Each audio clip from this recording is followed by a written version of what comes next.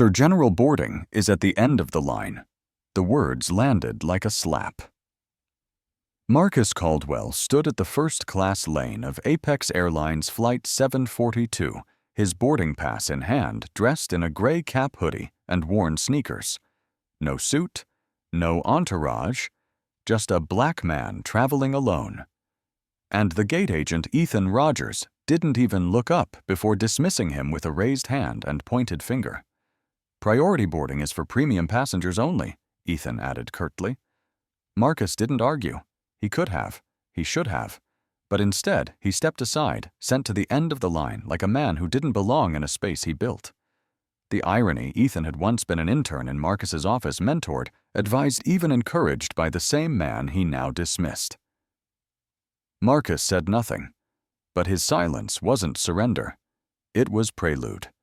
Before diving into the story, comment where you're watching from, and don't forget to subscribe so you won't miss the latest stories. Marcus Caldwell took a slow breath as he stepped away from the first-class boarding lane, his boarding pass still clutched in his hand. Behind him, the gate agent, Ethan Rogers, resumed his position at the counter. Shoulders squared, eyes glued to his tablet like nothing had happened. No apology. No recognition. Just redirection to the back of the line. Marcus adjusted the strap of his worn backpack and made his way toward the far end of the terminal. Around him, the privileged choreography of premium travel played out in crisp suits, sleek rolling luggage, and quiet entitlement. He didn't belong to their visual profile, at least not today. He reached the end of the economy line and stood silently behind a young family juggling toddlers and snack bags. He could feel the subtle glances. People sizing him up, wondering why a man like him, stoic, calm, dressed plainly, wasn't moving toward the priority lane. But Marcus had grown accustomed to those glances. They didn't sting anymore. What did? The face. Ethan's face. 15 years ago, Ethan had walked into Marcus's Chicago office with a wrinkled resume and wide eyes. Fresh out of school. Nervous. Eager. Marcus had seen something of himself in the boy, uncertain, ambitious, and desperate for direction. He'd taken Ethan under his wing, gave him tasks, invited him to meetings, taught him to navigate boardrooms without losing his voice. Marcus had ended that internship with a handshake and advice Ethan once claimed he'd never forget. In this industry, respect isn't earned through titles. It's earned through how you treat the people no one's watching you treat.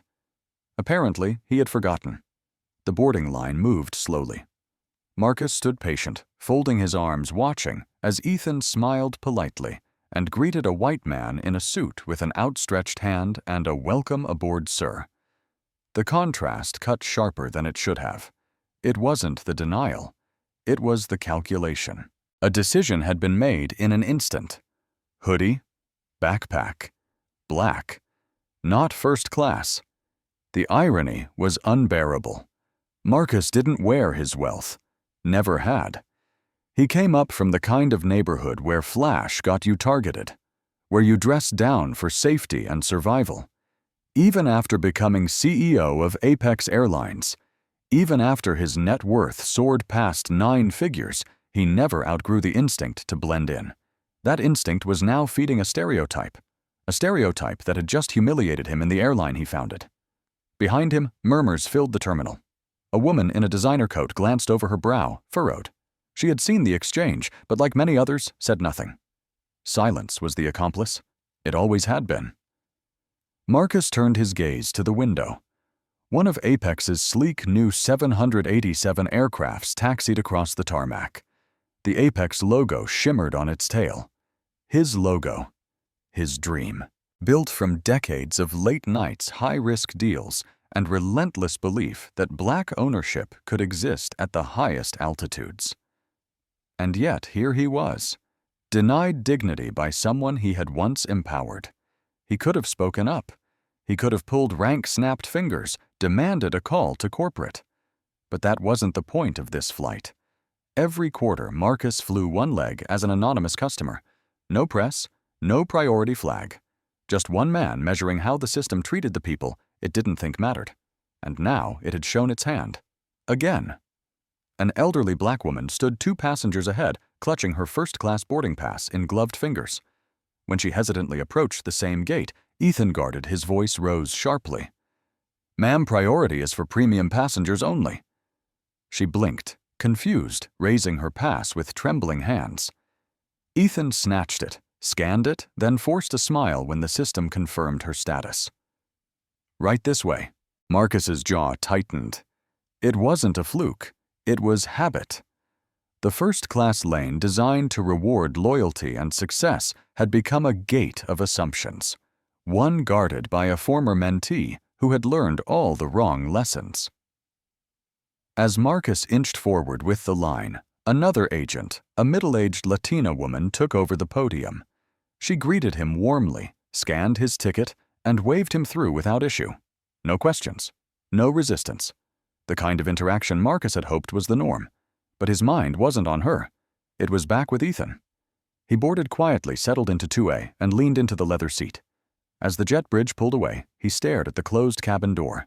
He wasn't humiliated because of who he was. He was humiliated despite who he was. And the person responsible wasn't a stranger. It was someone he once believed in. The cabin lighting dimmed to a soft golden hue as the aircraft ascended through a veil of clouds. Marcus Caldwell sat in silence. His seat reclined just slightly, his eyes open, fixed not on the screen before him, but on the narrow corridor leading to the galley. His mind wasn't drifting. It was documenting. Across the aisle, a businessman popped open his laptop with practiced precision already immersed in spreadsheets. A few rows back, a woman in designer sunglasses scrolled her phone without pause.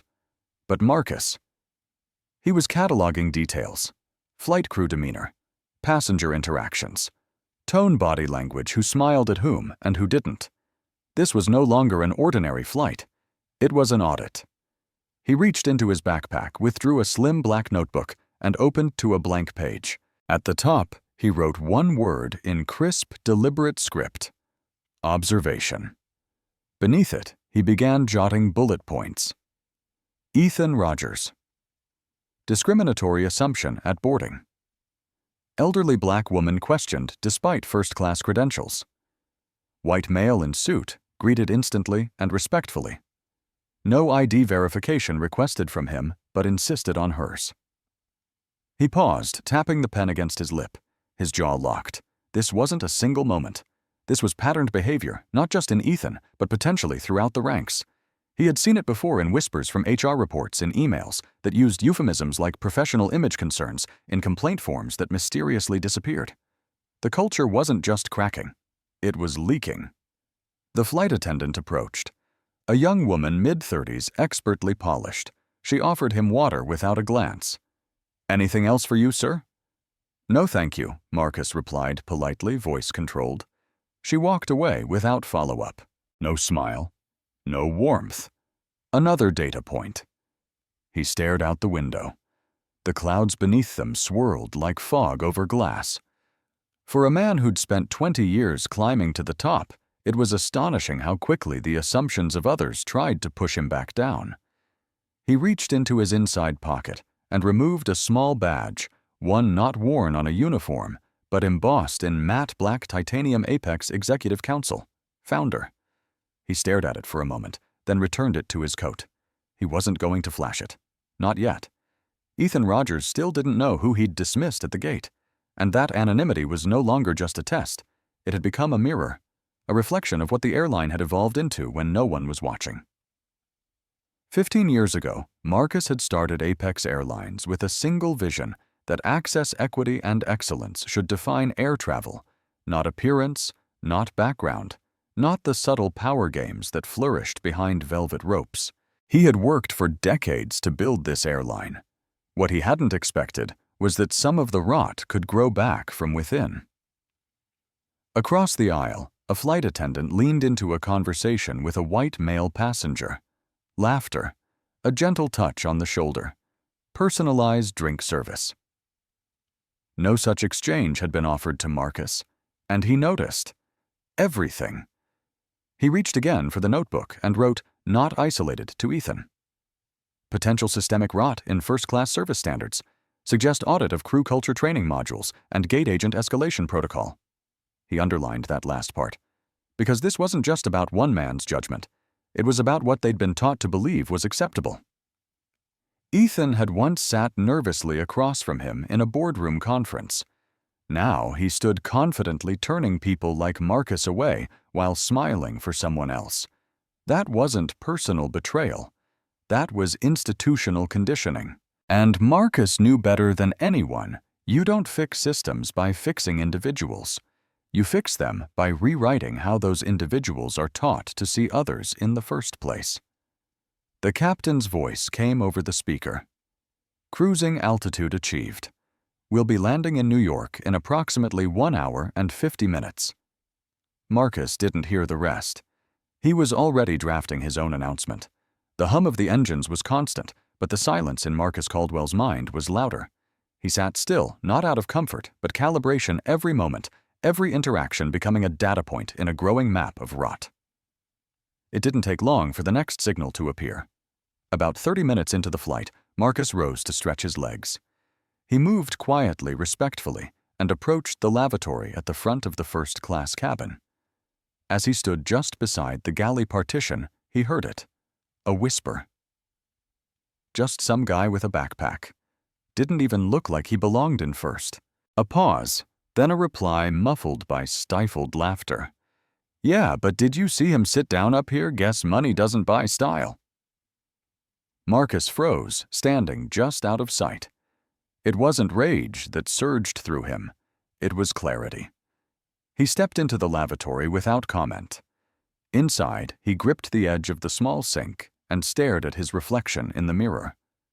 No longer was he observing. Now he was verifying. This was systemic. It wasn't just Ethan at the gate. It was the tone of service, the coded language, the glances, the snickers, and worse, the silence from everyone else. He washed his hands, slowly collecting himself, then returned to his seat. As he passed the galley again, the two attendants stiffened briefly, glancing at him, eyes quickly dropping away. They knew. And in that flicker of awareness, Marcus saw something deeper. They weren't just indifferent. They were complicit. Not by grand design, but by habit. By culture. A culture he had helped build, yet somewhere along the way, it had stopped reflecting his values. Back in his seat, Marcus reopened his notebook. He added a new line crew gossiping about passenger appearances. No awareness of equity. First-class culture distorted by status optics, not service. Across the aisle, the white businessman was now sipping champagne, chatting with the same attendant Marcus had interacted with earlier. The difference in treatment was staggering. He watched as she knelt beside the man's seat to help plug in a USB cord. No such gesture had been offered to Marcus. A few rows back, another attendant passed through with hot towels. She skipped Marcus entirely, walked past him without pause. He turned slowly, watching her hand a towel to a younger white woman in athletic wear seated directly behind him. Marcus exhaled slowly, his mind pushing through memory. He had sat in countless meetings discussing customer experience strategies. He had commissioned training programs on cultural awareness. He had approved budgets for diversity in leadership pipelines. But none of it mattered here. Not when the people in charge of execution had internalized hierarchy over humanity. He recalled the woman at the gate, the elderly black passenger. The same dismissive tone Ethan had used. The same curt language, only shifting when proven wrong. It was always the same. Disbelief until proven otherwise. Disrespect until identity demanded otherwise. And Marcus wasn't okay with that anymore. He wasn't just a victim of it. He was responsible for allowing it to persist. The systems he'd trusted to reinforce values had quietly eroded beneath the surface, and like any structure left unchecked, the foundation had begun to decay, not in explosions, but in whispers. He reached again for his notebook. A new entry. Suggested audit, first-class crew rotation. Behavior gate agent. Tone analysis, random secret shopper program, race gender stratified. Pair with anonymous passenger feedback filters. Then he paused and added something heavier. Reevaluate what Apex has truly become, not what the brand says, but what it behaves like when the cameras are off. Marcus looked towards the galley again. There stood Ethan, now helping distribute drinks. He moved with confident efficiency, greeting certain passengers with charm, skipping over others with mechanical detachment. It wasn't just bias anymore. It was policy by behavior. Unwritten, unchallenged, and increasingly undeniable. The cabin had returned to its usual rhythm. Trays out, screens flickering, phones set to silent but glowing beneath blankets. It was the kind of quiet that settled over first class, not from peace, but from privilege. But Marcus Caldwell could feel the shift. He wasn't the only one watching anymore. Near the back of the first-class cabin, a woman in her early 60s, black, immaculately dressed in a navy blue pantsuit, made her way up the aisle toward the lavatory. Her gait was steady, her expression neutral, but Marcus caught the brief flicker of caution in her eyes as she passed. She paused briefly at the galley, waiting politely as one of the flight attendants emerged. "Restroom?" she asked. The attendant, one of the same who had whispered earlier, gave a curt nod, said nothing, and turned away. Marcus watched as the woman stood still for a beat, eyebrows raised ever so slightly. She glanced briefly in Marcus's direction, as if registering his presence, then entered the lavatory. When she returned, moments later, she took her seat directly across the aisle from him. "You saw that too?" she asked quietly, not looking directly at him. Marcus turned toward her slightly. "I did." She nodded once. "I fly first class 4 times a month. Never been greeted. Never been offered assistance with my bag. They look past me like I'm a ghost with a platinum card." Marcus didn't smile. "You're not a ghost." The woman extended her hand. "Rochelle." "Marcus." She hesitated. "You look familiar." He gave a small shrug. "I get that sometimes." Rochelle leaned back in her seat but didn't return to her tablet. Instead, she stared down the aisle toward the galley. Her silence carried weight. Minutes later, another small shift. A young flight attendant, early 20s mixed race, approached Marcus with hesitant steps. He was new, judging by the nervous way he gripped the water bottle in his hand. "Mr.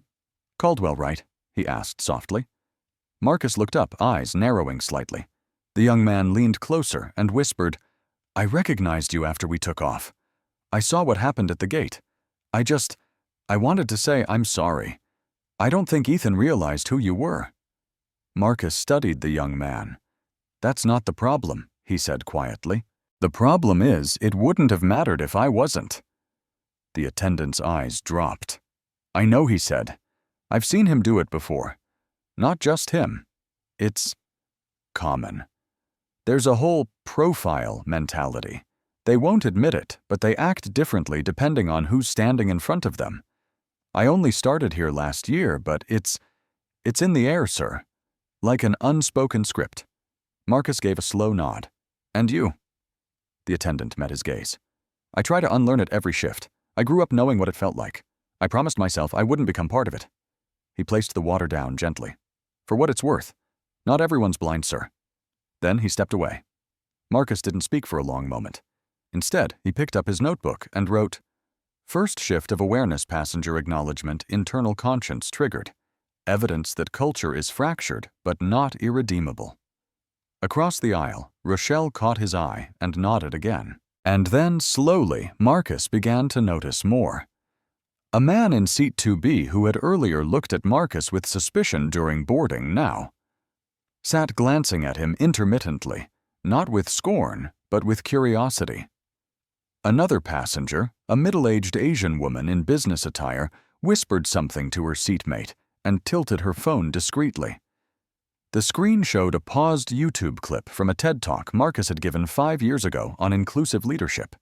She looked between him and the screen. Her eyes widened. Recognition was spreading. But it wasn't about celebrity.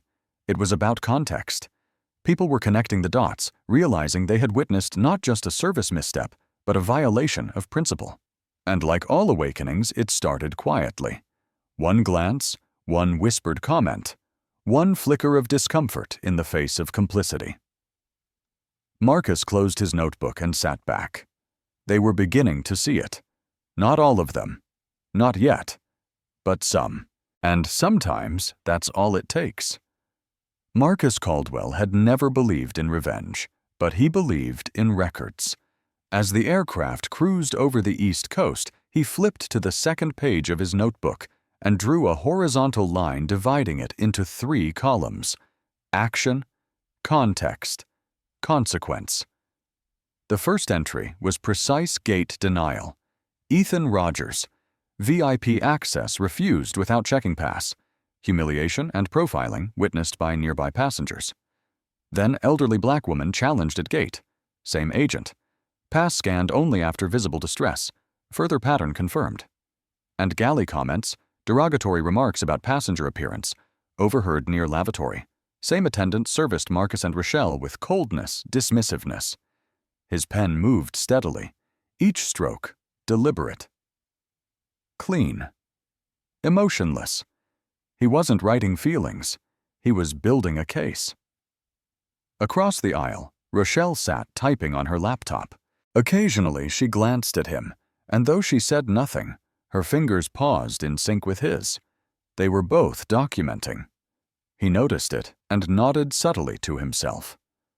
1 awakening was chance. 2 was momentum. Moments later, the young attendant Devon returned with a small napkin. Quietly, he slipped it beside Marcus's tray table before walking away. Written in ballpoint ink were 5 crew member names. 4 had been present on this flight. 1 had been rotated out 2 days ago, but Devon included a note. Gate behaviors consistent.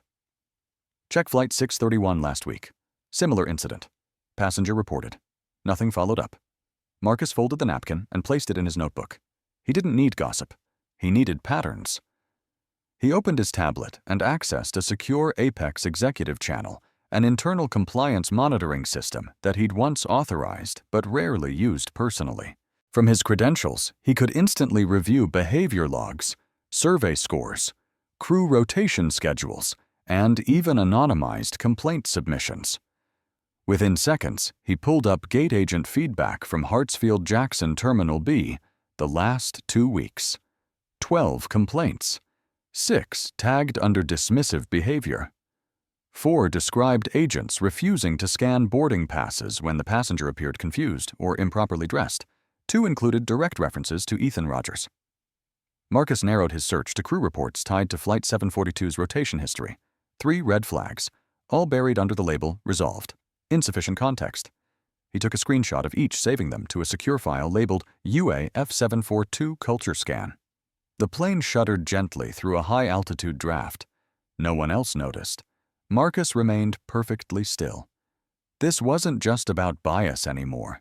It was about blind spots baked into systems, complaint systems filtered by team leads, escalation procedures routed through the same managers responsible for the problems. Internal accountability, Marcus murmured without external check, isn't accountability. A tap at his elbow. Rochelle leaned slightly toward him. You're really doing something with this, aren't you? He looked at her and said quietly, always. She nodded. Good. They're never going to change unless someone documents it. Not just experiences, but outcomes. Marcus turned his screen slightly toward her. She saw the system interface and blinked. You have access to that. He nodded. Founder privilege. Rochelle smiled faintly. Then make it count. He did. He tapped out an internal memo, not addressed to a single person, but to the core reform group. A private Apex channel designated for internal ethical reform alerts. It had been dormant for months. Until now. Subject. Cultural deviation. Apex. Flight 742, he attached the incident. Breakdown, the napkin photo, the passenger complaints, and a time-stamped flight behavior chart logged through his own manual notes. His summary was only 3 sentences. The values we claim to stand on are cracking beneath us. This isn't a matter of PR. It's structural correction or collapse. He saved the memo, but didn't send it. Not yet. Instead, he bookmarked it, read it once more, then closed the screen. The plane had an hour to land. That was enough time for one more thing, proof of crew behavior under pressure. He glanced toward the front.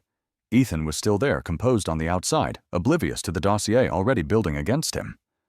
Marcus didn't plan to humiliate him.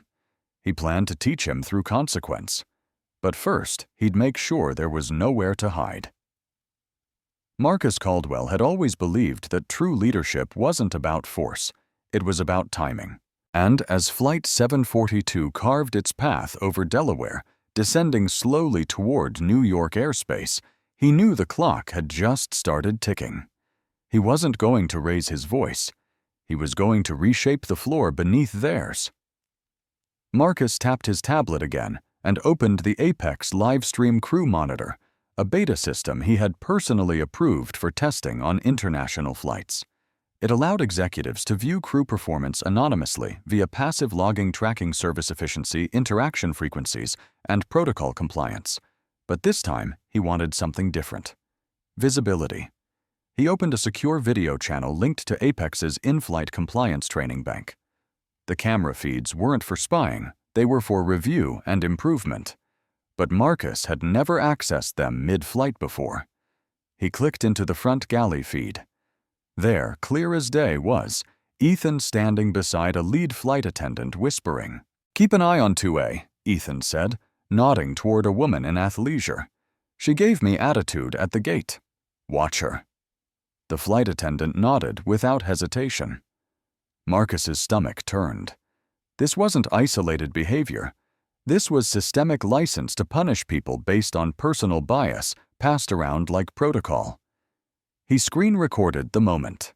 Saved it. Then he opened his notes again.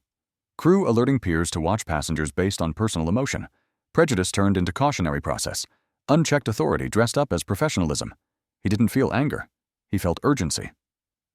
10 years ago, Marcus had written the internal Apex creed himself. "We serve not with suspicion, but with service. Every seat deserves dignity."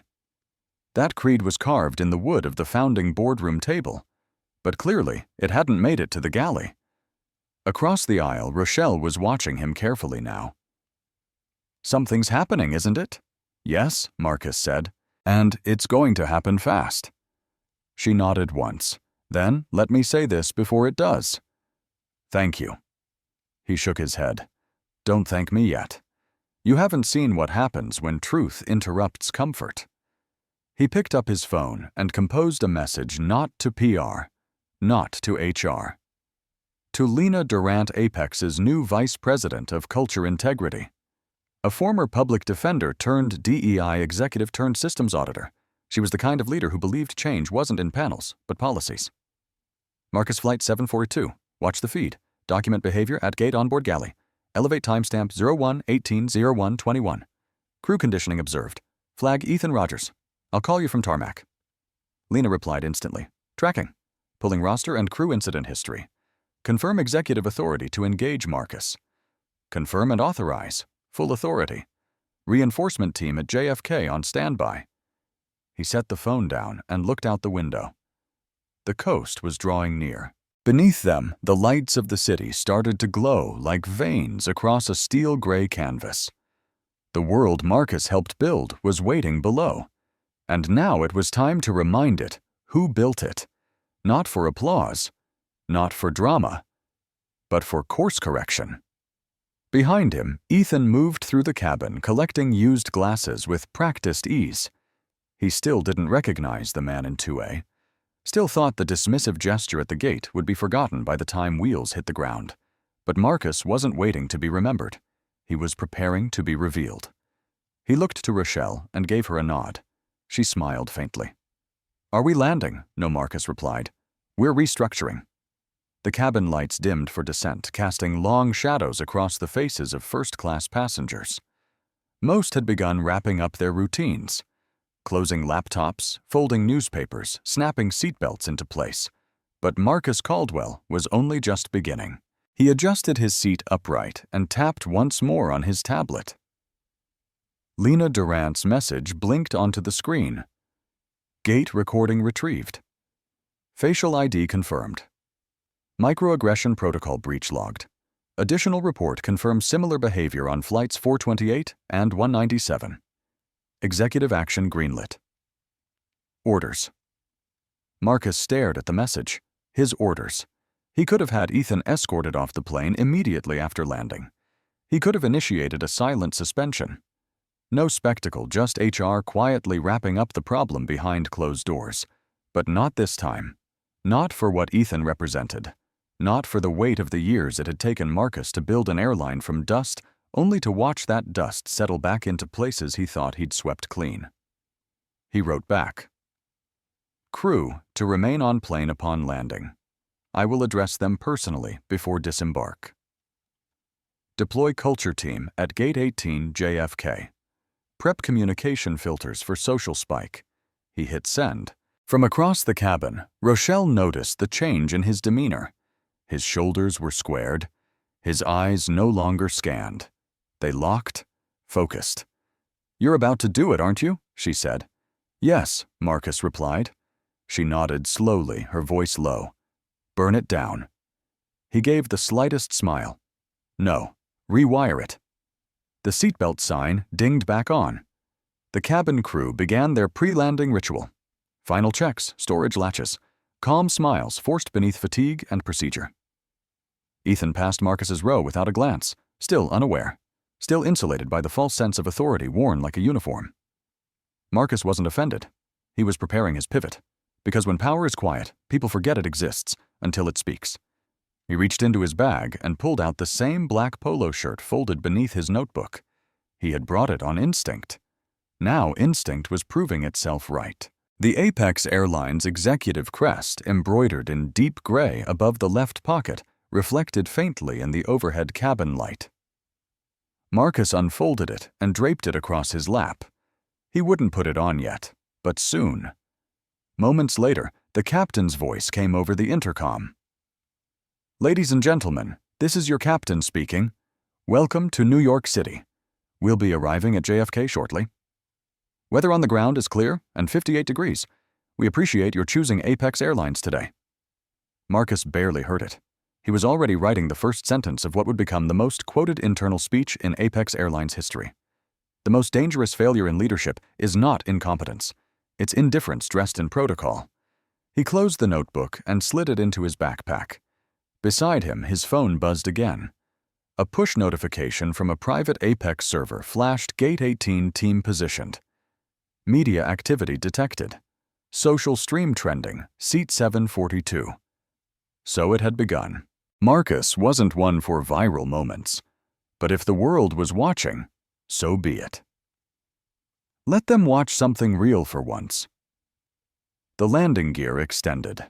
A slight tremor passed through the aircraft as tires prepared to meet Earth. The plane began its final approach over Queens. The skyline of Manhattan stretched faintly in the haze. Marcus sat still, his hands folded, not clenched, not shaking. Ready. Outside, the wheels screamed softly against the JFK runway. Apex Flight 742 had landed, but its real descent was just beginning. The aircraft rolled to a smooth stop at Gate 18, the familiar mechanical ding signaling the release of seatbelts. But no one stood. Not yet. Marcus Caldwell remained seated, his hands resting calmly on his knees. He looked toward the galley, then tapped the call button above his seat just once. A few heads turned. Most thought it was just another passenger needing help. But the crew noticed. A flight attendant, Natalie, approached with routine efficiency, her face neutral. Yes, sir. Marcus looked up, his voice composed. I'd like to speak to the crew. She blinked. I can ask the lead flight attendant to... No, he interrupted, his tone firmer. All of you. Here. Now. There was something in his voice that didn't allow for delay. Natalie hesitated, then nodded and moved toward the galley. Rochelle across the aisle straightened slightly. 2 rows behind a man set down his phone, his brows furrowed. The energy in the cabin shifted, a silence not of relaxation, but expectation. Within moments, the cabin crew gathered near the galley door. 4 attendants, including Natalie and finally Ethan, still holding a tray of empty glasses, eyes darting between his coworkers. Is there a problem, sir? He asked, his voice edged with rehearsed concern. Marcus didn't answer immediately. He reached down, lifted the folded black polo from his lap, and stood. Unfolding it with precision, he slipped it over his hoodie in one motion. The Apex Airlines crest caught the light. Ethan's mouth opened slightly, then shut again. Confusion turned to recognition, and recognition turned to panic. "Mr. Caldwell." Ethan stammered. I didn't realize." Marcus raised a hand. The motion silenced the entire galley. "No." Ethan Marcus said, his voice calm, but unmistakably weighted. "You didn't realize." His words weren't loud, but in a pressurized cabin of paused breath and stilled movement, they landed with seismic force. "I didn't intend to interrupt procedure." Marcus continued addressing the crew, but there is a difference between procedure and principle. A murmur rippled through the passengers. Several had pulled out their phones. Discreet recording had begun. Marcus didn't care. 15 years ago, he said, eyes locking on Ethan, "You stood in my office at Apex headquarters with a wrinkled tie and 1,000 questions. I mentored you not because you were the best candidate, but because you had potential, and because I believed this company needed people who understood what it meant to see others." Ethan's hands trembled at his side. "Sir, I thought you thought I was a man with a backpack," Marcus interrupted, who didn't belong in first class. "You didn't look at my boarding pass. You didn't ask my name. You didn't offer help. You made a decision based on clothing skin posture, and you enforced that decision with authority this company entrusted to you." The cabin was silent. You could hear the whir of the air vent. "This isn't just about me," Marcus said, turning toward the rest of the crew. "It's about a system that's drifted from its values. You gossip in the galley about passengers. You redirect older women because of assumptions. You smile at the tailored and ignore the dressed down. That's not policy. That's prejudice masquerading as professionalism." A flight attendant lowered her eyes. Someone near the rear of first class whispered, "Oh my God." Marcus paused, letting the weight settle. This airline was founded on one belief, he said slowly. That dignity should never be conditional. Not on attire. Not on accent. Not on the perceived value of the person standing in front of you. He turned his eyes to Ethan again. "You didn't recognize me, but I recognized you. And I recognized something else in you, what this place becomes when it forgets who it's meant to serve." Ethan opened his mouth, but no words came out. Marcus held up his hand once more. This isn't a moment for defense. It's a moment for accountability. Passengers sat frozen, some visibly moved, others unsure where this would go. A man 2 rows back began clapping once, unsure. Then Rochelle followed 3-4 crisp claps. It spread slowly. Not applause for theatrics, but for truth spoken plainly. Marcus nodded slightly and said, "This isn't the end of a flight. It's the beginning of a correction." He stepped back into his seat. Ethan and the others stood motionless, and though the plane hadn't moved for 10 minutes, the air had shifted completely. The atmosphere inside Flight 742's first-class cabin was no longer one of luxury. It was one of reckoning. As Marcus Caldwell sat down adjusting his executive polo shirt, the crew remained frozen where they stood. No announcement followed. No instructions for deplaning. The entire plane seemed to be holding its breath. The silence was heavier than turbulence. Passengers who moments ago had been typing emails or sipping champagne now stared straight ahead or down at their laps, processing what they had just heard. Some tried to act like they hadn't been watching. Others couldn't stop. The man in 3A slowly closed his laptop. A woman in 1F took off her noise-canceling headphones with a quiet snap. Ethan Rogers stood stiffly in the galley, the tray of glasses still in his hands. One began to tilt.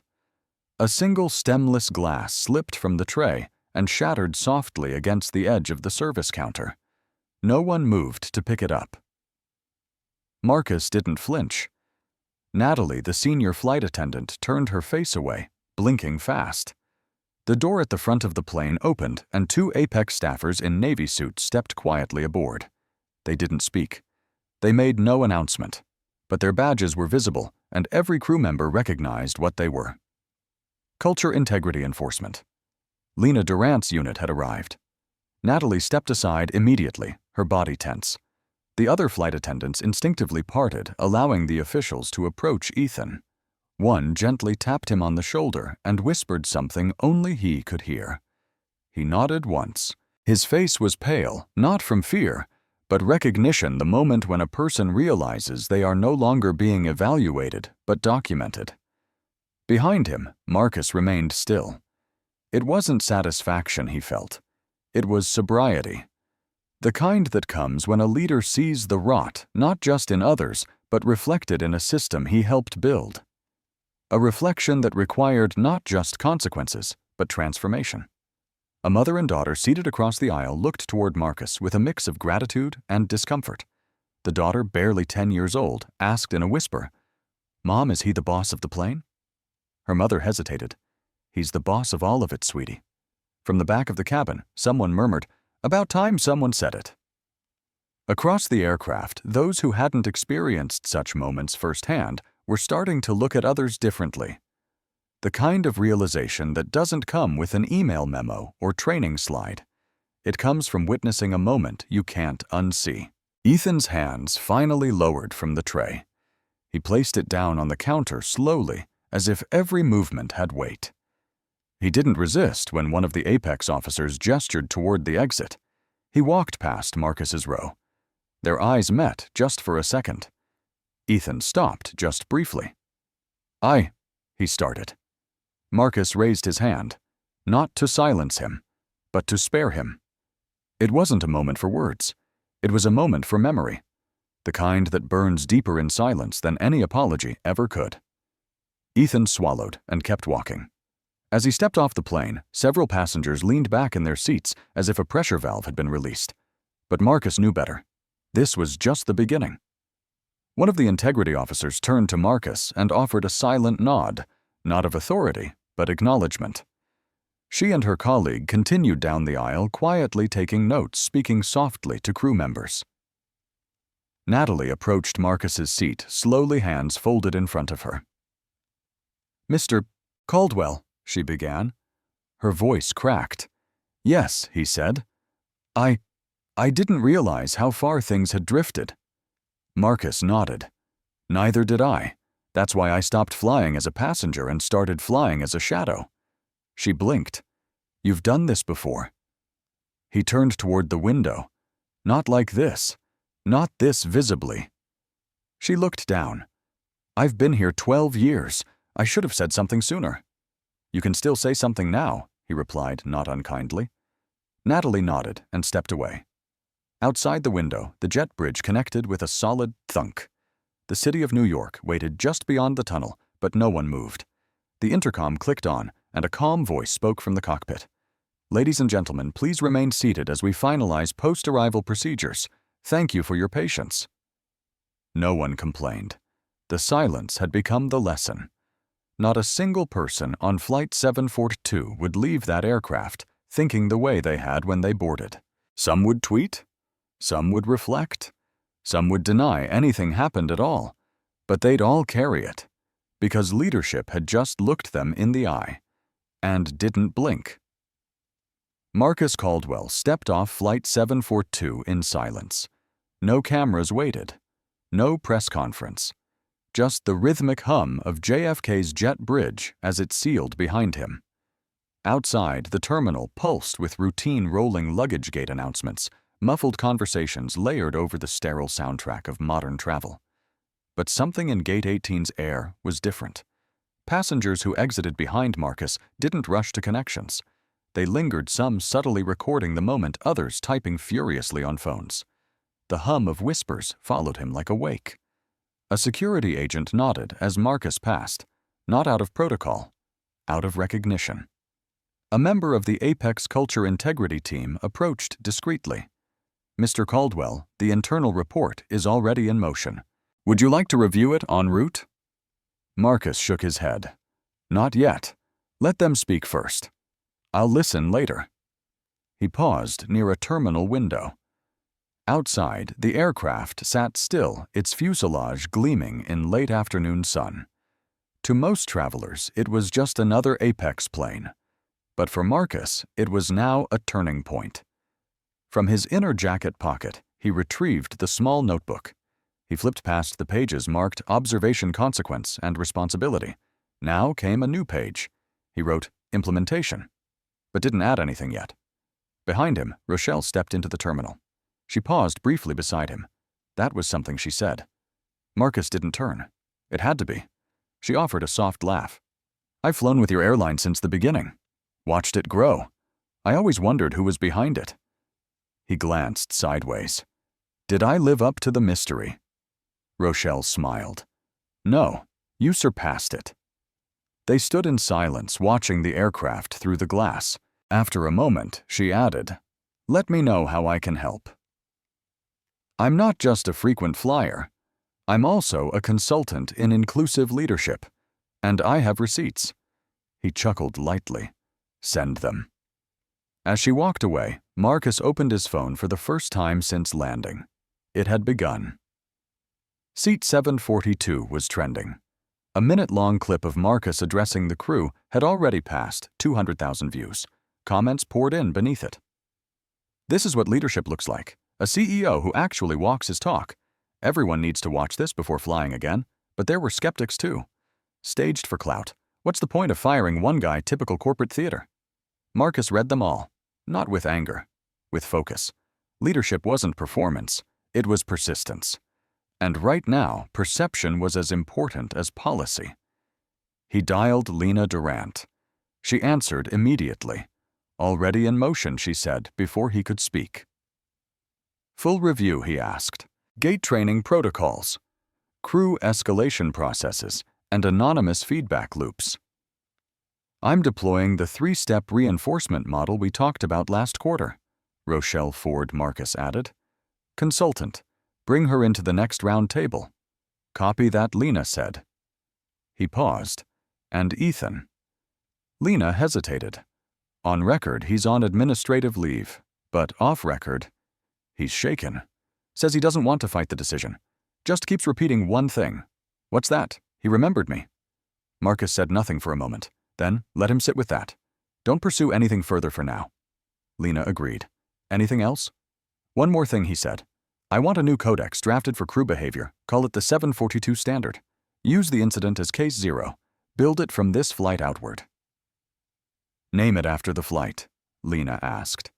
Name it after what it means, Marcus said. They ended the call. Marcus walked toward the VIP exit where his longtime driver Victor waited. Victor, always understated, simply opened the door. But this time, he nodded with something deeper than politeness. Hard flight, he asked. Necessary one, Marcus replied, sliding into the back seat. As the car pulled away from JFK, Marcus leaned his head against the glass. The city blurred past steel motion lives intersecting. He reached once more for his notebook. Beneath implementation, he wrote 4 lines. Gate agent recertification, crew empathy audits, passenger dignity index, monthly culture briefs by leadership. Then at the bottom, from shadow to standard. No more silent flights. By the time Marcus Caldwell arrived at the Apex Executive Suite in Midtown Manhattan, the video had hit 1 million views. It had been just 6 hours. The moment he'd tapped Ethan's name tag and spoken the words, I recognized you had become the clip's emotional epicenter. Commentators online called it the calmest takedown in corporate history.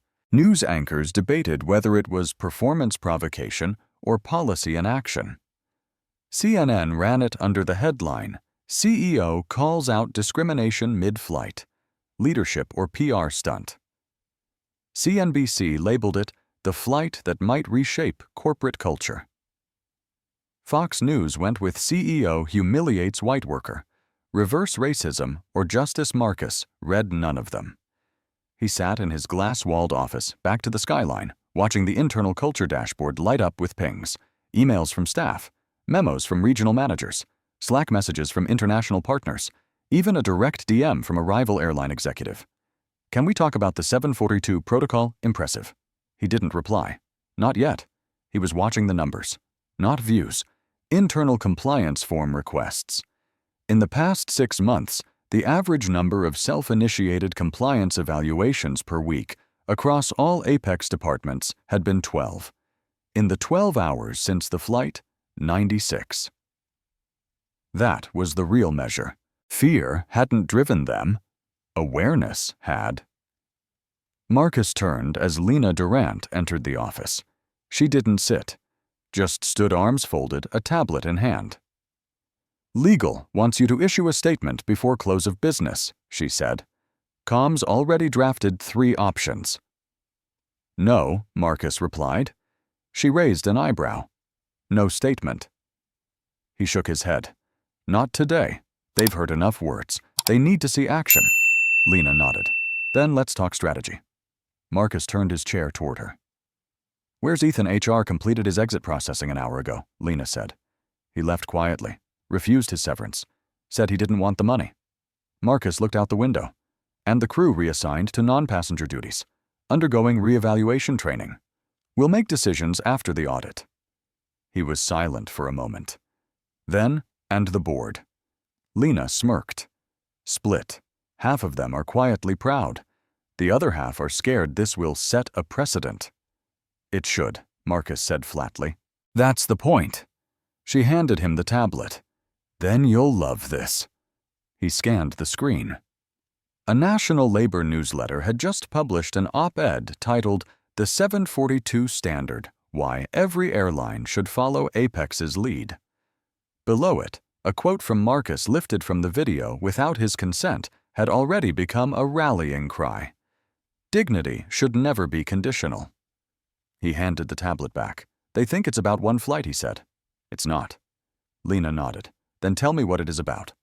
Marcus rose from his chair and walked to the far wall. There, mounted in a silver frame, was a printout of Apex's original mission statement. He read it aloud. "To deliver air travel that uplifts every passenger, not just physically, but humanly." He tapped the glass. "Now we start living this systemically." He turned back to Lena. "No more slogans. From this day forward, every Apex employee will be evaluated not just on technical skill, but on cultural integrity." She blinked. "Company-wide, from ramp crew to regional VPs." He paused. "And I'm starting with myself." Lena stared at him, reading the sincerity behind his words. "You're not stepping down?" she asked quietly. "No," Marcus said. "I'm stepping in." Across the city, news alerts buzzed on phones in every Apex office. On social media, flight attendants from other airlines debated whether they would have acted differently. Diversity consultants referenced Marcus's speech in LinkedIn articles. Educators downloaded the clip to show in classrooms. Somewhere in Queens, Ethan Rogers sat alone staring at the blank screen of his laptop. His inbox was full of messages, but none mattered more than the memory of the words Marcus had spoken. "You didn't recognize me, but I recognized you." And somewhere deep inside, he was beginning to wonder, not how he'd been seen, but how long he'd stopped seeing others. Back in Manhattan, Marcus finally picked up his pen. He opened his notebook and wrote one new word beneath the page marked Implementation Awakening. 3 weeks after Flight 742, Apex Airlines no longer operated the way it had before, at least not behind the scenes. Gone were the canned training modules with outdated role-play scenarios. In their place, live simulations recorded from actual passenger incidents, anonymized but raw. Each week, team leads reviewed footage, not for punishment, but for self-awareness. Gone were the passive HR surveys buried in inboxes. Now every flight crew submitted post-shift reflection logs, anonymous time-stamped and directly monitored by the Office of Cultural Integrity. And gone were the unspoken hierarchies between ground staff, cabin crew, and corporate leadership. Because now everyone from ramp agents to vice presidents went through the same program, 742, Standard the Dignity Protocol. It began with one simple idea. If you wouldn't say it to someone you love, you don't say it at all.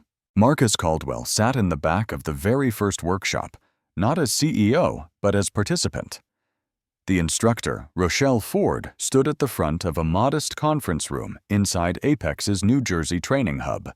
No PowerPoint, no scripts, just a circle of 20 chairs and one printed sign on the wall that read, "This room has no ranks, Only reflection. "I want each of you," Rochelle said, "to write the last time you misjudged someone, and it cost them nothing except their dignity." The room was silent. Then pens moved. Marcus's page was blank for only 3 seconds. Then he wrote, "I once assumed a young black gate agent would treat everyone with kindness because I had mentored him. I didn't check. I didn't reinforce. I let silence do the watching." He didn't sign his name. But when Rochelle read it aloud later, she knew it was his. And so did the others. Not because he said it, but because that kind of ownership only came from a person who knew leadership meant facing the mirror first. After the session, an older flight attendant approached Marcus in the hallway. "I've been here 22 years, she said, "and this is the first time someone from the top sat beside me in training." Marcus didn't respond with pride, just a quiet nod. That was the point. Back at Apex's headquarters, Lena Durant led a new task force cultural response index. It wasn't reactive, it was predictive. Using internal data complaints promotions, route assignments, even cabin placement trends, they began mapping unconscious bias as a pattern, not anecdote. What they found was sobering. In cities with higher income, predominantly white clientele, Black and brown passengers were 38% more likely to receive secondary boarding verification. In first class, solo female travelers were 21% less likely to be offered early beverage service unless they wore formal business attire. In economy, men with South Asian surnames received more frequent carry-on inspections. It wasn't one flight. It was the air beneath them all. Marcus ordered the publication of an internal white paper, In Flight Out of Sight, Dignity Metrics and Behavioral Bias at Apex Airlines. He didn't redact names. He didn't soften the tone. And he didn't ask for board approval. He sent it directly to all 18,000 Apex employees. The opening line read, "Before we fix the passenger experience, we must first confront the mirror we trained ourselves to ignore." In response, dozens of crew members submitted voluntary testimonials. Some apologized. Some exposed patterns. Some confessed that Flight 742 had shaken them to the core. One read, "I was on that flight. I was scared I'd be next. Then I realized, maybe I should be." Another, "I didn't recognize the man in 2A. But more importantly, I didn't recognize what I was becoming." Lena compiled them. Marcus read every line, not to judge, but to understand what Apex had grown into, and more importantly, what it could still become. In the 4th week, Marcus stood before a town hall of 300 Apex employees. No stage, no microphone, just a simple folding chair and his notebook. He read 4 words aloud: observation, consequence, responsibility, reform. Then closed the book and said, "That's our new flight plan." No one clapped. They didn't need to, because for the first time in years, the company didn't need to be told how to change. It was already moving. Ziltao traufanne, Marcus Kong Dong Lai, Oviek Suli Suko. Anbien Nothan Mot Nen Tang Han Dong Hithong Tu Chuang Trin Dao Tao Den Chi So Dan Gia Han Vi Tu Sukong Kai Den Su Dong Han. Kong Kon Aiko the Noitoi Kong Biet. Gio Dai Moin Ngoi Fai Chon Kach Song Kong Sudat. Ban Ko Muon Min Viet Tiep. Fan 14. Resistant surfaces, 850. Tu Kong Ban Da Noi, yes. Chat GPT, Da Noi, Duoi De, La Fan 14. Resistant surfaces, Dai Dong, 850, Tu Tap.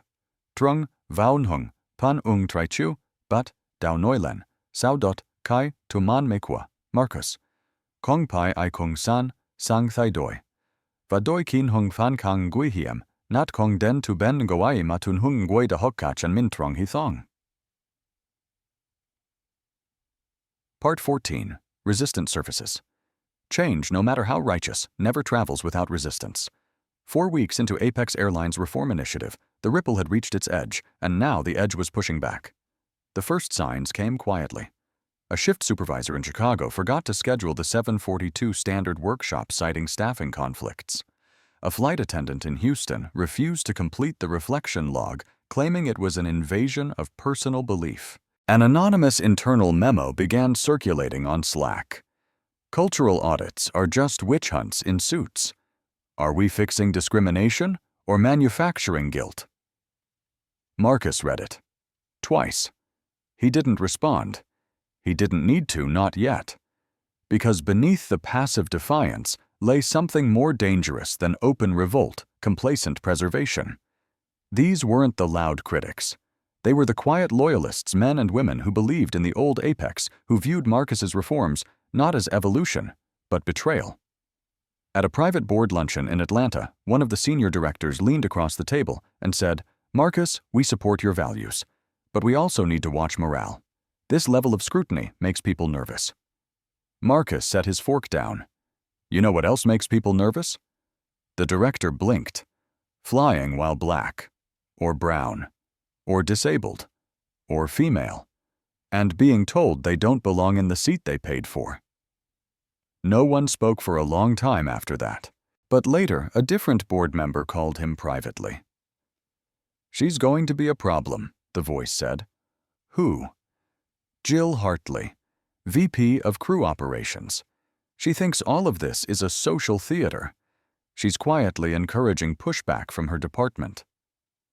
Marcus didn't react outwardly, but the next morning he scheduled a meeting. Jill arrived 15 minutes late. She was polished, confident, and unbothered, an Apex veteran of 17 years. She sat without invitation and crossed her legs deliberately. "You wanted to see me?" she asked. Marcus nodded. "You've been at Apex longer than almost anyone, which means you know the DNA of this company." She smiled. "I helped write the DNA. Then why are you rewriting the resistance?" Her smile faded. "I'm not against reform, Marcus. I'm against overreaction. We're alienating people who've done this job with integrity for decades." Marcus leaned forward. "Then why are those same people quietly refusing training? Dodging accountability, resisting reflection?" "Because they're exhausted," she shot back. "They're not bigots. They're human. They're tired of being told they're the problem." He held her gaze. "Sometimes Jill, humans are the problem, and being tired of accountability doesn't make it less necessary." She stood abruptly. "Then maybe you should fly the next 20 legs yourself and see what it's like to juggle kindness and chaos at 35,000 feet. "I already have," Marcus said, standing too, "and I did it with a backpack and a fake name. And still, I saw the problem clearer than you have with 17 years of title." She froze. He didn't raise his voice. He didn't need to. "I don't want to purge," he added. "I want to rebuild. But if resistance becomes obstruction, I'll remove it politely, but completely." She didn't reply. She left. And Marcus added one more name to the Culture Integrity Review list, not to punish, but to monitor. Because real resistance doesn't yell. It waits. Later that evening, Lena Durant entered his office with a flash drive. "What's this?" Marcus asked. "Compiled footage," she said. "Every crew interaction flagged by the new system in the past 10 days. He plugged it into his monitor. Clip after clip played silently. A black woman being told the first-class restroom was out of order, then a white passenger being led to it 90 seconds later. A flight attendant rolling her eyes when a Latino man asked for a blanket. An agent talking over an elderly Asian passenger asking about gate changes. Marcus leaned back in his chair. "This isn't pushback," he said softly. "It's persistence." Lena nodded. "The reforms are threatening people who found cover in uniform. They're not rejecting the rules. They're rejecting being seen." Marcus stood and walked to the window. The city below shimmered in twilight. "Then it's time," he said. "Time for what? To stop asking them to change, and start requiring it." The next memo didn't have Marcus Caldwell's name on it. It came from the Office of Cultural Integrity. No bold fonts, no quotes. Just 5 pages of revised policy quietly uploaded to Apex Airlines' internal network under the subject line 742 Protocol, Phase 2 Implementation. But its impact was immediate and unmistakable, effective immediately. All performance reviews for crew and gate agents would now require a passenger dignity score compiled from anonymized traveler feedback and cross-audited by compliance officers. Senior staff promotions would require cultural integrity certification, not just operational metrics. The term passenger escalation was replaced in official language with service breakdown, reframing the burden from traveler to crew. Deti, A new shadow audit team composed of rotating employees from unrelated departments would begin anonymous route monitoring. No press release, no viral post, no announcement, just a quiet dismantling of the old order. By the time most employees realized what had changed, it had already begun shaping their days. One gate supervisor in Dallas noticed his terminal's feedback score had dropped. The next week, he hosted an impromptu training lunch unprompted. In Denver, a junior flight attendant rewrote her service script. Softening tone, changing phrasing. Welcome aboard became, I'm grateful to have you flying with us. The shift wasn't loud. It was ambient. Because Marcus had realized something vital during the confrontation with Jill Hartley. Culture wasn't changed by speeches. It was changed by structures. So he built them, one by one. And when resistance showed itself, he didn't attack it. He outdated it. Jill remained in her role for now, but her reporting line was subtly rerouted. Budget oversight was reassigned. Her next meeting had an integrity officer present. No direct confrontation, just the sound of levers shifting out of her hands. She wasn't fired. She was phased out of control. Marcus knew that true overhauls didn't declare themselves. They embedded into DNA. And that's what Apex was undergoing now. Not a rebranding, a recalibration. In week 6, a new name appeared on the Apex internal newsletter Passenger Advocacy Council. It wasn't a PR stunt. It was a real committee chaired by Lena Durant, co-chaired by a former passenger who had once been denied boarding because a crew member didn't like her tone. They didn't meet in boardrooms. They met on concourses. Once a week, they walked terminals, sat in departure lounges, listened, not with clipboards, but with ears. And what they heard shaped policy. When a mother of 3 explained how she was told to control her kids or leave, they rewrote the crew-child interaction guidelines. When a deaf traveler shared how he was ignored at check-in, they implemented universal visual alert standards across all Apex kiosks. Every change was small. But so is gravity. And like gravity, it was becoming undeniable. Meanwhile, Marcus had stepped out of the media spotlight completely. Requests flooded in, Good Morning America, NPR, even TED Talks. He declined them all. Because leadership, he had decided, wasn't about being seen. It was about seeing everything. In private, he reviewed footage. Not just flagged incidents, but moments of quiet excellence. A gate agent kneeling to help an elderly passenger with his bag. A flight attendant who remembered a returning traveler's favorite seat. A ground crew member who took the time to ask a crying teenager if she needed someone to talk to. These clips he didn't archive. He uploaded them. Every Monday morning, Apex staff received a short 2-minute video titled, This is Who We Are Becoming. No dramatics, no branding. Just dignity in motion. Some cried watching them. Others shared them with families, but all of them felt something stir. Not pride. Possibility. Late one evening, Marcus stood alone in the hangar at JFK Terminal 5. The building was dark, the massive aircraft hulking silhouettes against blue steel beams. He walked past tail numbers fingertips grazing the cool aluminum. He stopped before the plane that had carried Flight 742. A new decal had been applied to its side. Small, discreet. Just above the cabin door. Dignity Standard certified. He smiled faintly. Not because the work was done, but because now finally it had begun on the right foundation. It began with a segment on 60 Minutes. A calm-voiced journalist narrating over footage from Flight 742.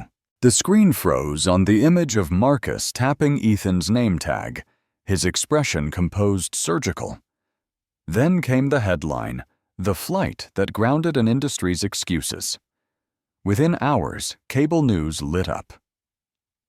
Panelists debated the implications. CNN called it a leadership masterclass. Fox called it corporate overreach masked as moral theater. MSNBC declared it a roadmap to systemic accountability. But it wasn't just pundits talking. University deans began assigning the video in leadership ethics courses. HR conferences in Dallas, Boston, and San Diego renamed their breakout sessions the 742 model. Harvard Business Review reached out for an exclusive. Even the Department of Transportation issued a memo acknowledging Apex's dignity metrics, citing them as a viable model for voluntary industry-wide reform. Marcus Caldwell watched none of it. He wasn't interested in becoming a media darling. He was interested in durability. Still, he noticed something: the phone calls changed. Where once it had been apologies or internal complaints, now it was requests. From other airlines, from hotel chains, even from a tech company CEO who'd faced backlash for firing an employee caught on a racist rant. "What you did," the man said over the phone, "you did with outrage." How Marcus didn't offer advice. He offered a question: "What kind of culture do you think silence protects?" The man didn't answer. He didn't need to. Across the country, internal teams at rival airlines began to quietly adjust policies. A few even contacted Lena Durant requesting consulting materials. She gave them freely, no fee. Because, as she told Marcus, if you want to change an industry, you don't build walls. You build templates. One template was already spreading faster than expected: the Passenger Dignity Index. What began as an internal Apex metric was now being replicated by two major competitors under different names. Passenger Respect Score, Traveler Trust Factor. Same concept. Some thought Apex should sue for IP infringement. Marcus refused. "You don't trademark decency," he said, but not everyone embraced the movement. A coalition of senior executives from a lesser-known airline published an op-ed titled "Compassion Isn't a KPI." They accused Apex of politicizing air travel and warned of efficiency loss under the guise of empathy. Marcus read it once, closed the browser, and wrote one line in his notebook. When kindness becomes controversial, the world is starving for it. By week 8, the Apex customer experience rating had jumped 17%, but more notably, complaint filings dropped while commendations surged. Messages like, "I've flown for 20 years. This is the first time I felt seen. The agent looked me in the eye. That shouldn't feel revolutionary, but it did. Thank you for not treating kindness like a bonus feature." The nation was talking, but Marcus knew talk fades. So he launched something new: the Apex Leadership Fellowship, a 6-month program for junior staff across departments. Flight attendants, janitors, mechanics, gate agents. No suits, no corporate lingo. Just real people learning to lead with character, not clout. And at the end of each cycle, the top fellow would shadow Marcus personally for 1 week. The first cohort received 300 applications. Marcus handpicked the final 12. On the day of the announcement, a former janitor named Alvin Carter stood on a small platform in the Apex hangar at LAX. He wore a blue uniform, still creased from his last shift. "My mama told me people might not remember what you said," Alvin told the crowd, "but they'll remember how you made them feel." Well, Mr. Caldwell made me feel like I matter. So now I plan to make others feel the same. The room erupted in applause. Marcus didn't join it. He just smiled. Because Alvin had said the one thing no headline had captured. This wasn't about a plane. It wasn't even about an airline. It was about who we become when no one is watching. At the quarterly summit of the National Aviation Standards Council, a seat reserved for Apex Airlines had long sat empty. That year, Marcus Caldwell filled it himself. He didn't bring PR staff. He didn't bring a legal team. Just one small black notebook and a folded copy of the 742 protocol. The room, usually filled with procedural chatter and vendor pitches, fell into a hush as he entered. Some recognized him instantly. Others pretended not to.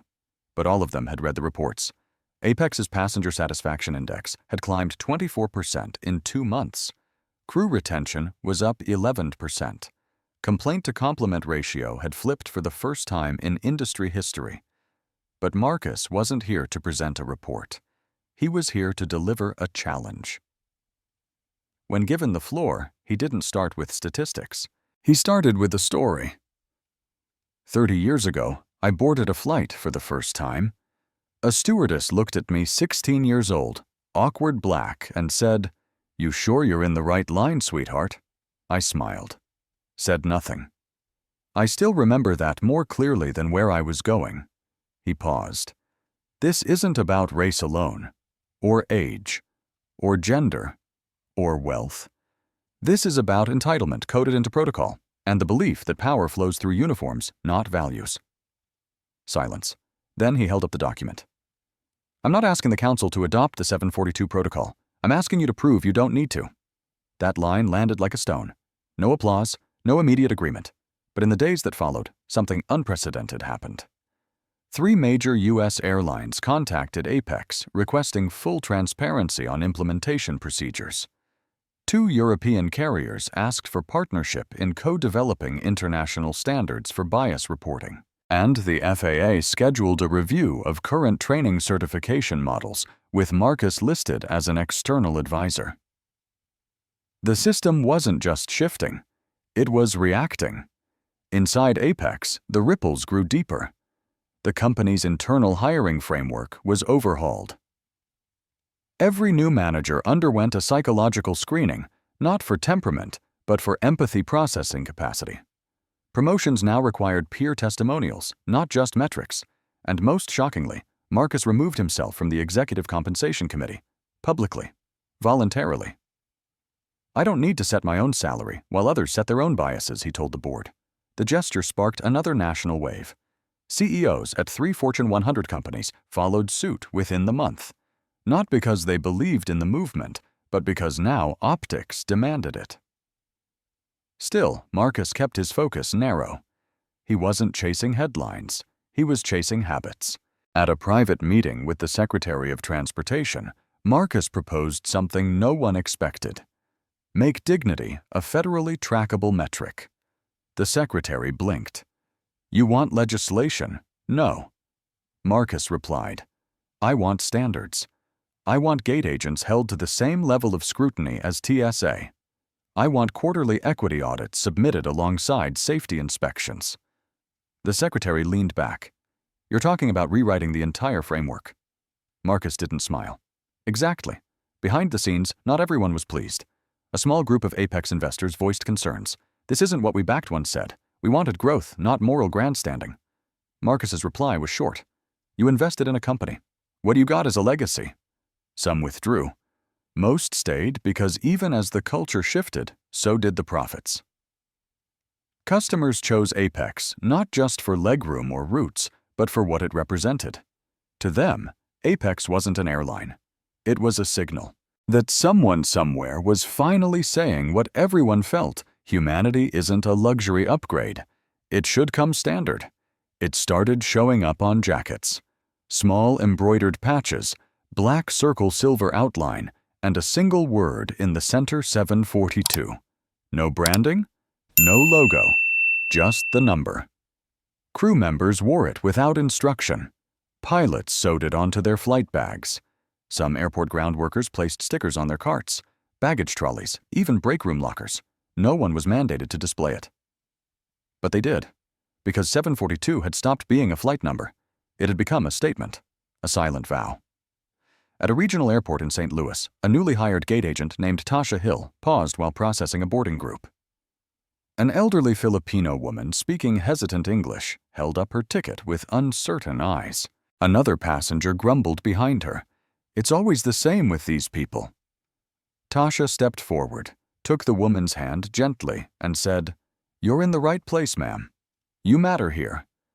Then she turned to the man behind her. And that attitude. It doesn't fly with us. No applause, no drama. Just a moment corrected. Later that day, Tasha found a message in her inbox. Report flagged. Reviewed. Action appropriate. Proud of you. Attached was a screenshot from the flight's cabin camera. Marcus Caldwell had been in seat 4B the entire time. He never spoke to her, never introduced himself. But the next week her name appeared on a new list circulating through HQ Apex. 100 people who carry the standard. Marcus never published that list. It wasn't for the press, it was for continuity. Because he knew something vital now. Movements fade, but standards live. In month 5, Marcus finally accepted one media request, not for a headline, but for documentation.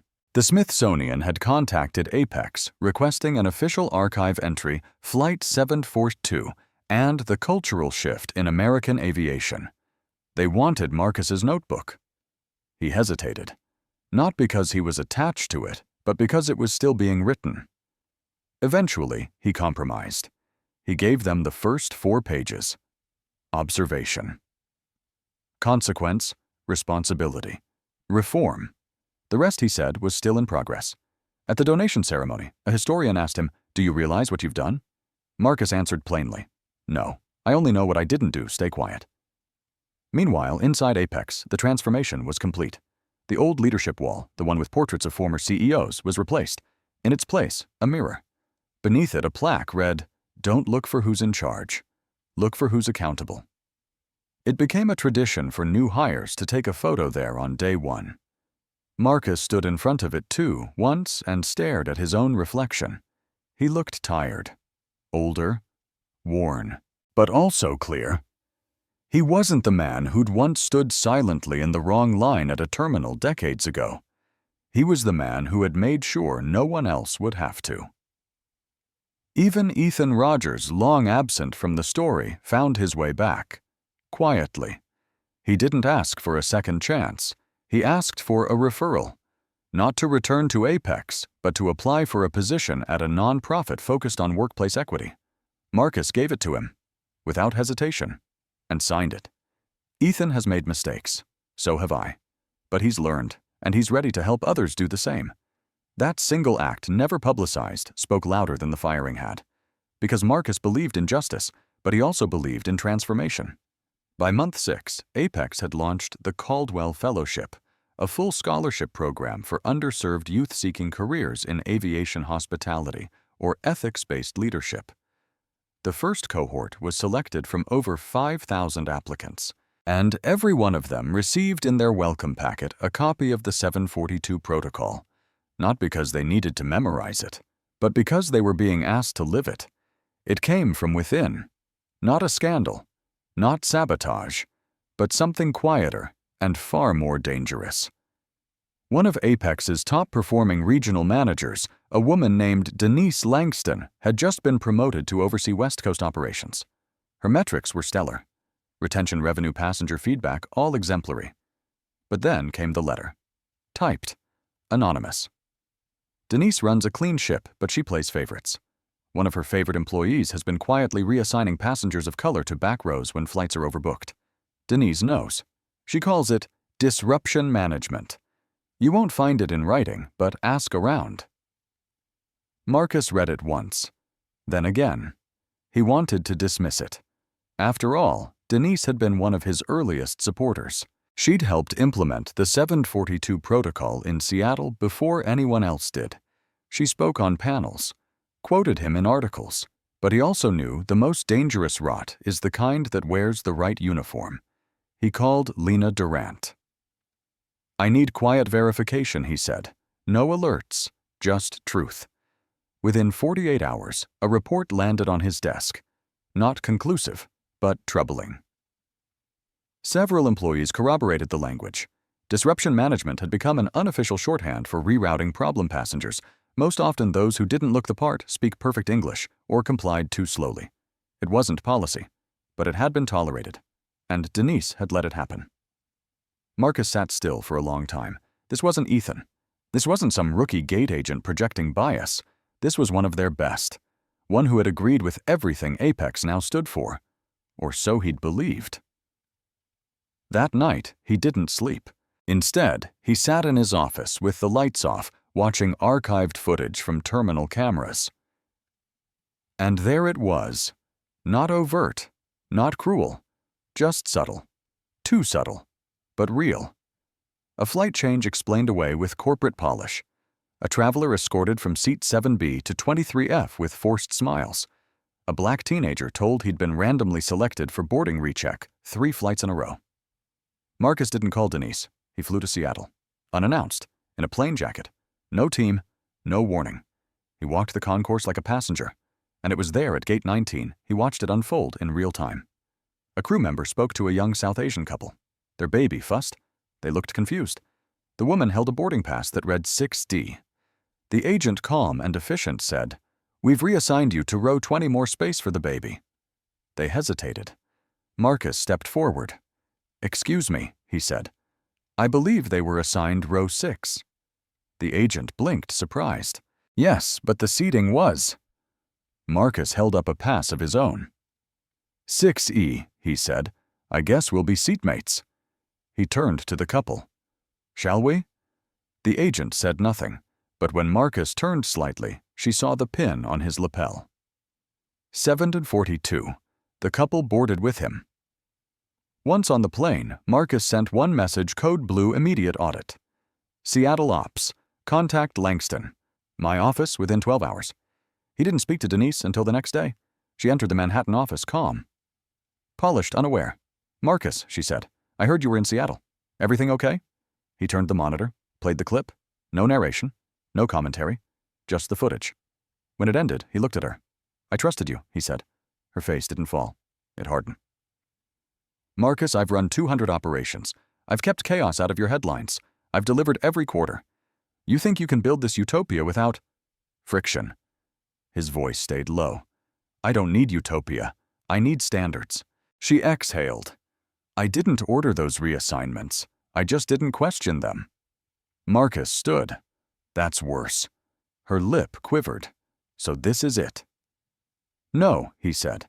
"This is what it means. Denise Langston was suspended indefinitely. Not with drama, not with noise. Just a notice. A removal. A line drawn." That night, Marcus returned to his notebook. He turned to the final page, wrote one word in crisp ink integrity. Then beneath it, "When tested, we do not blink." 2 months after Denise Langston's suspension, Marcus Caldwell stood in the newly renovated concourse of Apex's San Francisco terminal. He wasn't here for a press tour. He wasn't even on the schedule. He was here for a promise. At Gate 11, a young employee named Adrian Cho was preparing to give his first passenger dignity briefing. A new initiative, Marcus had quietly launched one that required every outbound crew lead to publicly affirm Apex's values before boarding. Adrian looked nervous. The terminal bustled. Passengers checked phones, sipped coffees, adjusted bags. Most weren't paying attention. Marcus leaned against the glass wall, observing. Then Adrian stepped onto the small gate platform, cleared his throat, and spoke. "Good morning, everyone. Before we begin boarding, I want to take a moment to thank you for flying with Apex. Whether this is your first flight or your 100th, we want you to know you matter here. You are seen here. If you need anything or if something doesn't feel right, say so. We will listen, because this is more than a seat. This is a space for dignity." Silence, then a few claps, a nod from an older man, a quiet, appreciative smile from a woman in a wheelchair, and then boarding began as usual. No announcements, no hashtags, no fanfare, just a new normal. Later, Adrian spotted Marcus near the windows. His face paled. "Sir, I didn't know you were Marcus," held up a hand. "You said it perfectly." Adrian exhaled, relieved.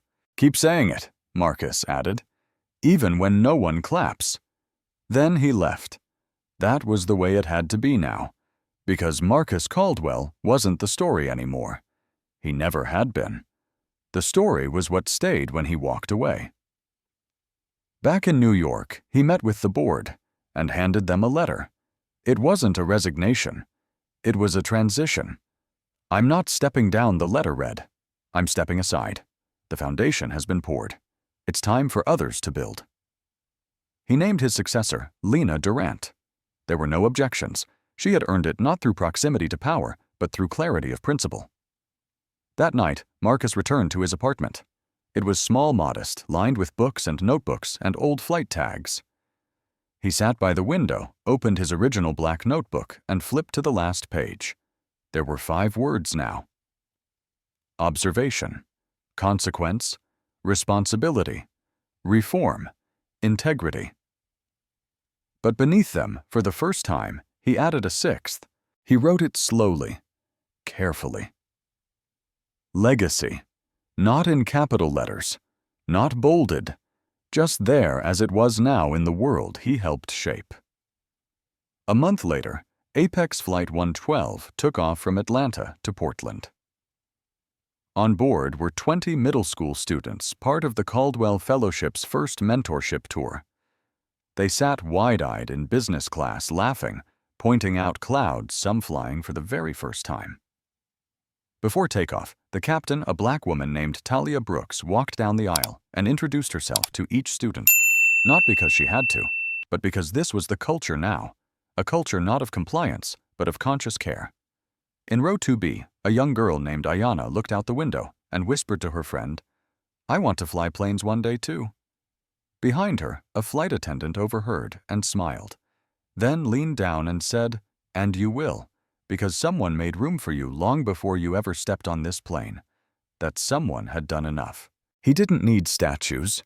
He didn't need documentaries.